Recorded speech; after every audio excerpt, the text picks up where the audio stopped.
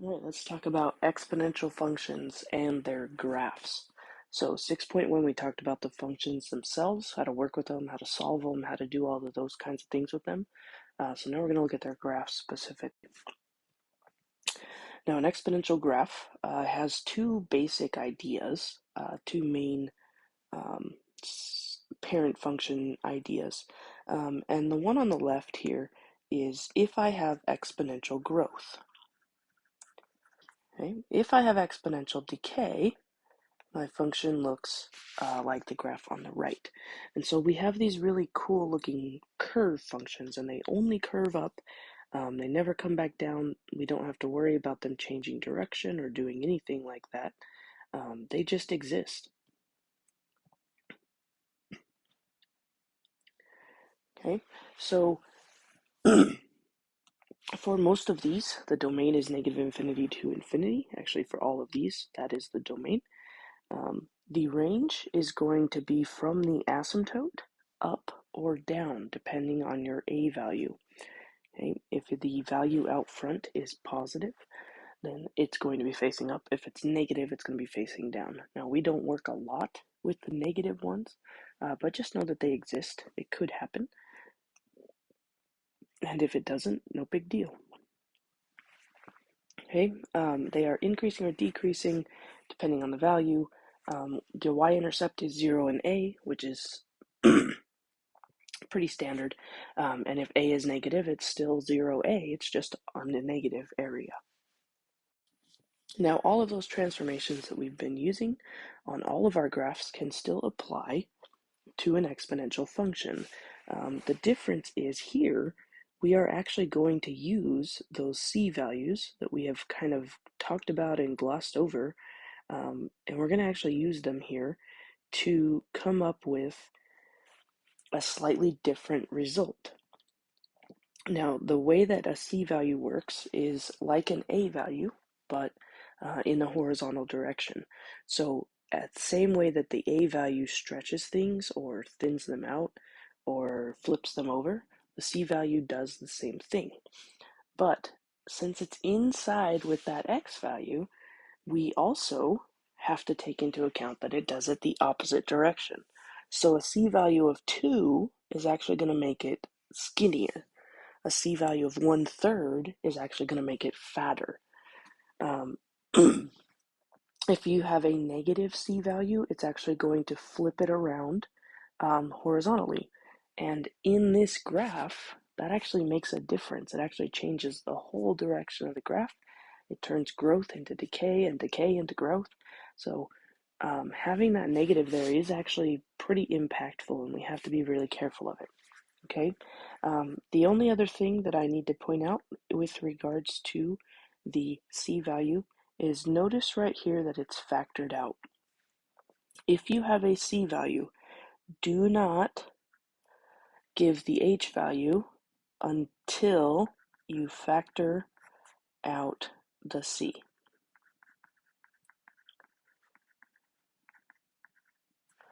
Okay, so make sure that you factor out that c value, then you can tell me what h is. Okay, it's just the way that it works. Unfortunately, it's a little confusing, and I apologize for that, but this is a math class, and things are confusing, and we're just going to accept that and move on. Okay, A, H, and K all do the same things they have done the entire rest of the class. We are going to move it left and right with H and K, or sorry, with H. We're going to move it up and down with K. A is going to stretch or compress in a vertical direction. All of those kinds of things are going to just kind of work out the way that we need them to. I apologize, I have a head cold. Okay, so the homework on this section is not super long. What it's going to be is we're just going to try to sort of match some graphs to their cousins or to their functions and see what we can work out. Okay, so the easiest way to do this is to start with your a values. So notice I have a 4 here. I have a 4 there, the rest of them are 2's. Now in this picture, I don't know necessarily which one is which, but I know that this intercept is higher than that intercept, so this is likely the 4, and that is likely the 2. Okay, so we're going to base the first part of our investigation on that A value, because your y-intercept is at 0, A. All right, now the next thing to look at is it growing or is it decaying? And so if you notice the graph A, B, and C, as you move from left to right on each of these graphs, the numbers are getting smaller and smaller. And so because of that, we know that these 3 are decaying, and we know that D, E, F are growing. So we can kind of narrow down based on that as well, right? So let's look at what that looks like. Let's start with the 4's. F of x here is 4 times 1.32 to the x. F of x at the bottom is 4 times 0.067, or 0.67 to the x.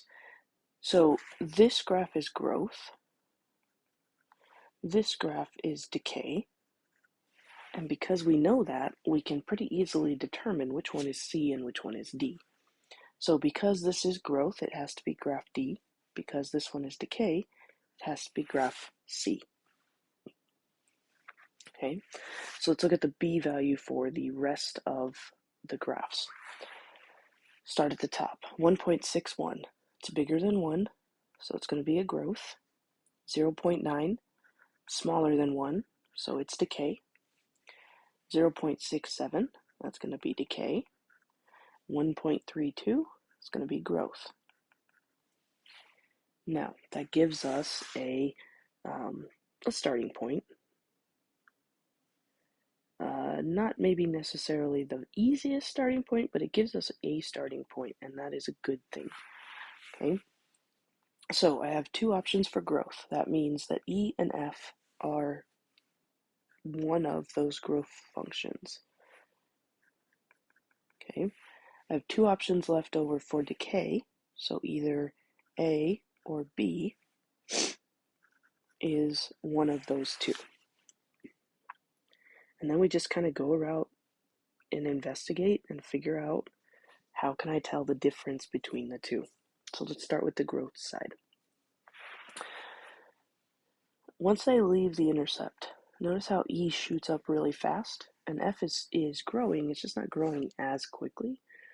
So we're going to make the assumption that E is growing faster than F. And so my growth here is going to be 0.61. My growth here is 0.32.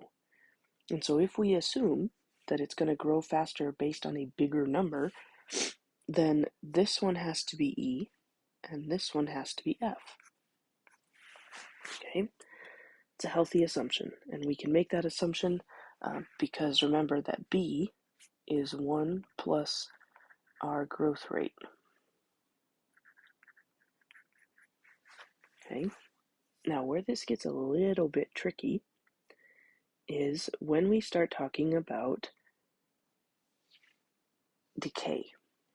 Okay, so think about decay. The rate for decay is always a negative number. So if I'm decaying by 30%, I'm going to do 1 minus 0.3, and that's going to be a 0.7. If I'm decaying by 8%, I'm going to do 1 minus 0.08, and that's 0.92. And what we end up with is this is faster decay because it's 30% at a time, and it's giving me a 0.7. This is slower decay, and it's giving me a 0.92. So on decay, it's actually opposite. The closer you are to 1, the slower you are moving. Okay, so when we look at the 2 decay values, we look at A and B. B is decaying really quickly, which means that it's going to be farther from 1. So I've got 0.9, it's pretty close to 1, and I've got 0.67, which is pretty far.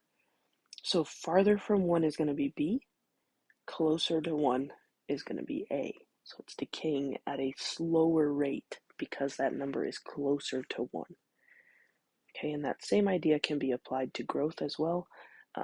The farther it is from 1 in the growth side, the faster it's growing. Obviously, if you add a bigger number, you're getting farther from 1, so you're growing faster. Okay. Now practice with the transformations. Start with the graph of f of x is 5 to the x. Write a function that results from the given transformations. So this is 3 different problems using the same function, so you're not going to kind of compound these. Okay. If I want to go 8 units to the left, that means that h is going to be -8, so I'm moving to the left 8. H has to go into the exponent. So this is going to be f of x is 5 times x minus h, or f of x is 5 to the x plus 8. Now when you type that into XYZ, make sure that you are very carefully choosing numbers that are going to give you, or sorry, very carefully using parentheses so that everything ends up in the right place. Okay. All right, I want to shift down 2 and apply a vertical shift. So down 2 means that k is -2. Vertical flip means that a has to be a negative number. Okay, in this case, a is 1. There's a 1 out here in front of that 5. So we're just going to make that a negative. So f of x is -5 to the x. I want k to be 2, or sorry, -2. So plus a -2 at the end, and we're all set. Okay. All right, a vertical compression by 1/2. So this means that a is 1/2. A horizontal shift to the right 5. So h is 5. And a vertical shift up 3 means that k is +3. So our function is going to be 1/2 times 5 to the x minus h plus k.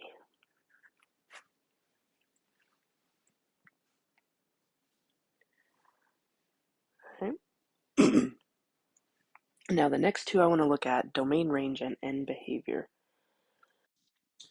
All right, and if you remember from that very first slide about exponential graphs, our domain and range depend on the asymptote a little bit. Our domain, if it's an exponential function, our domain is always -infinity to infinity. Okay, forever, always. That's how the domain works. Now the range depends on the asymptote. And the asymptote is at 0 unless I move it up and down, because it's a horizontal asymptote. So horizontal asymptotes can only be moved up and down. So here I've got a vertical shift of 2. So my range is going to be either from negative.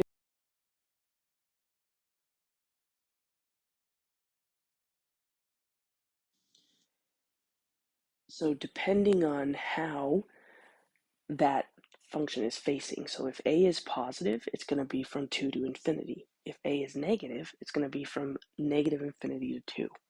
So then we look at our a value. I have a negative a value. Since a is negative, my range is going to go from -infinity to 2, and it's not going to include 2, right? 2 is an asymptote, so I can't include it in my data. I just have it nearby. Okay.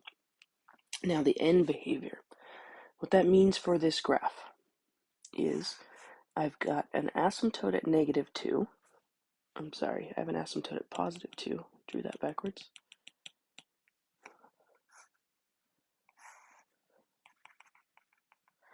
And this graph is growth, but it's upside down.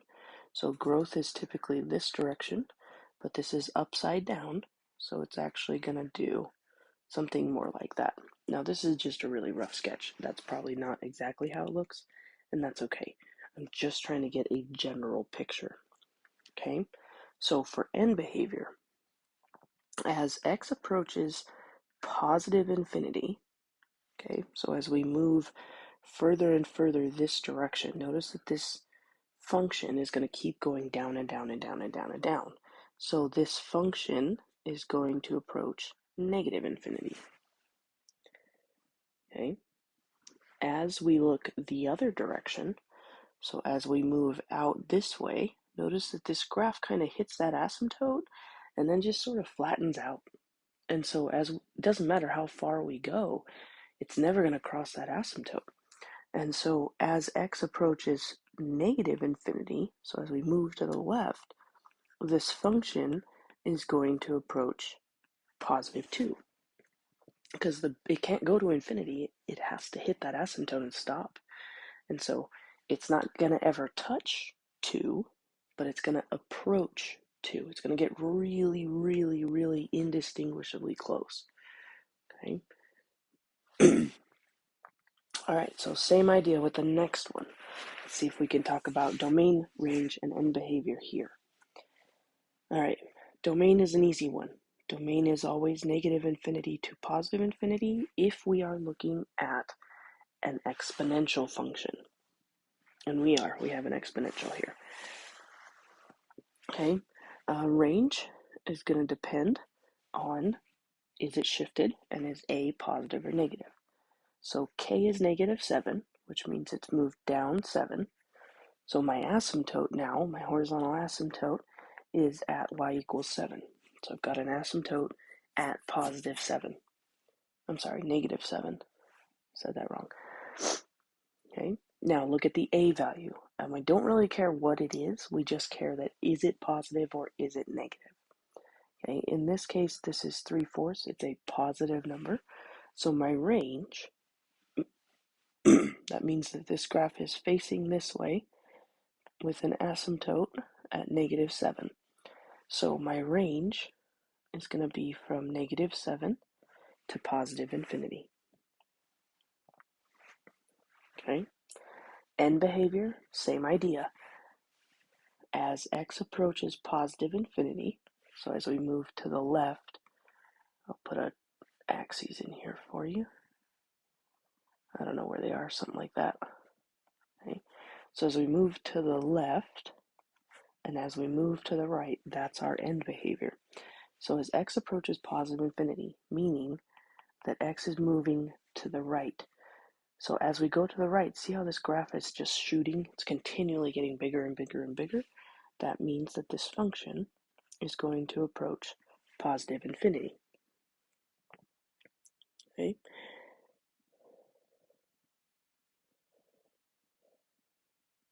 As we move to the left, or as x approaches negative infinity, this function is going to approach negative 7 because it's going to go to the asymptote and stop.